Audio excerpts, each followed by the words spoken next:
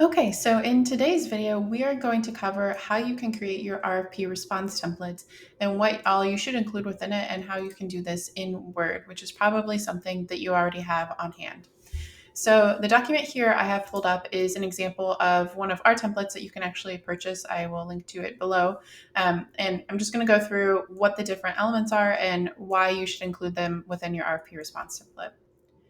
So the first page here, this is your cover page. If you're responding to an RFP, sometimes they will say exactly what they want on the cover page. Other times they won't. And then this is a good, just kind of standard cover page that you can use.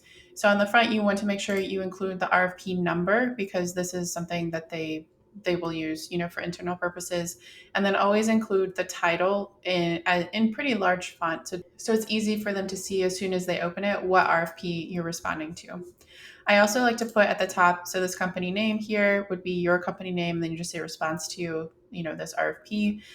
Down here, you would list who you are submitting it to. So most RFPs will have a contact person, and that's the person who you would list here, along with the name and their address. Here would be your information. So this would probably be the same for all RFPs with the exception of maybe the contact person. So in your actual template, you would just update this to your company information.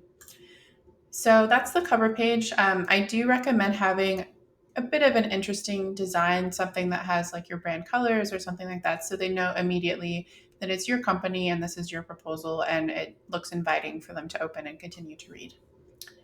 So moving on, the next page will typically be your cover letter. So here, and you can see this again is our template. So this has some boilerplate content here. But so you can use whatever your letterhead is if you have it to include in your cover letter. Some RFPs will say that you need to include certain information in your cover letter. Some will call it a transmittal letter. Some won't even mention it at all. If there's not a page limit and they don't call for a cover letter, I still recommend including it because it's the perfect place to show, that you're human and you care about them and kind of speak to your company in a more familiar and less formal way, which is really, gives that personalized touch. So here, I won't spend too much time on this because this is just the template, but this is where you can really show, the key benefits of working with you and why they would choose you over the competition. So continuing to scroll through, we have the table of contents. Sometimes RFPs will say they're required. Even if they're not required, it's still best practice to include a table of contents so they can navigate the document easily. In your template, if you're using Word, these larger titles here are typically your section titles, and you would use the heading 1 style, which you can see over here, to make it automatically appear in your table of contents. So if you use headings and have them built into your template throughout, which you can see over here in our template, we do have these built in, then all you have to do, I'll show you an example, is you just click on the text and then I can change it to that style. So it's pretty easy to update. And once you, let me undo that. Once you have all of your text in your document, everything updated in your table of contents, you just right click, do update field, and then you can update the entire table. It'll automatically pull in the section titles and the pages and everything, so you don't have to do anything manually. So I would recommend including this in your template because it makes it significantly easier when you're creating your proposal. The other thing that I like to do is have the logo somewhere, whether it's in the header or the footer, and then the RFP number again and the title. So that way, throughout the document, they always know what response they're reading and what RFP it's for. So continuing on, this is where it starts to get pretty specific to the RFP. So a lot of this is just boilerplate, placeholder text. But in the RFP, most of the time, they will have a format section that you need to follow. And that's what you will do here throughout the rest of your proposal.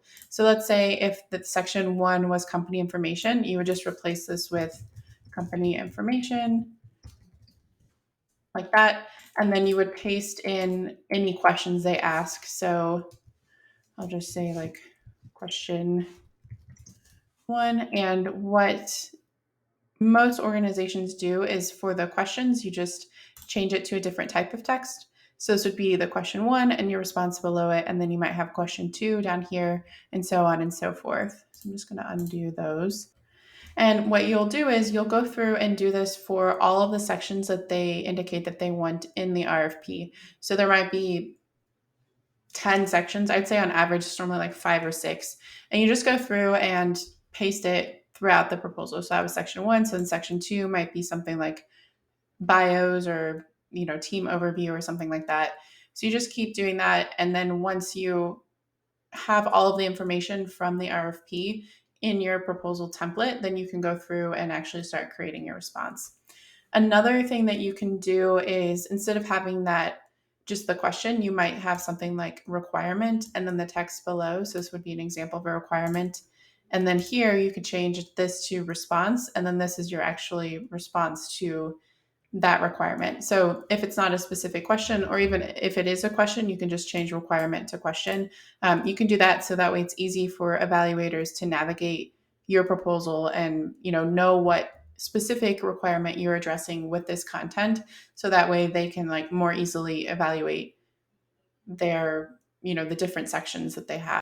One thing to note, if the RFP doesn't have a specific format, I would recommend using the evaluation criteria as your layout if they do have evaluation criteria, because that's how they're going to be scoring your proposal. And you want to make sure that it's easy for them to match up your content with how they're actually evaluating. So if, say, they have your background and references as the first section in the evaluation criteria, then that will be your section 1, and so on. So that just makes it easier for everyone to make sure that you're following their process and it's easy for them to evaluate. And the other thing that I would recommend including in your RFP response template is some sort of easy to edit call out like this here.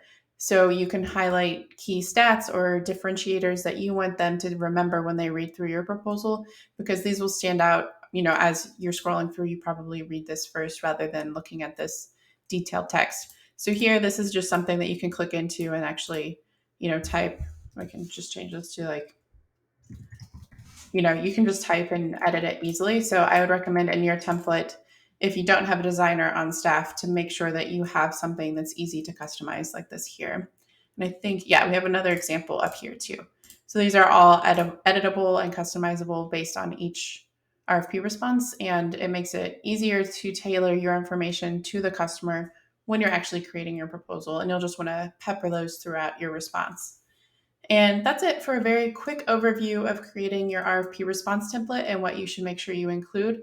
If you have any questions, please comment below or let me know. And feel free to take a look at our templates and see if they would be good for what you need. Stay tuned for more tips for RFPs and proposals.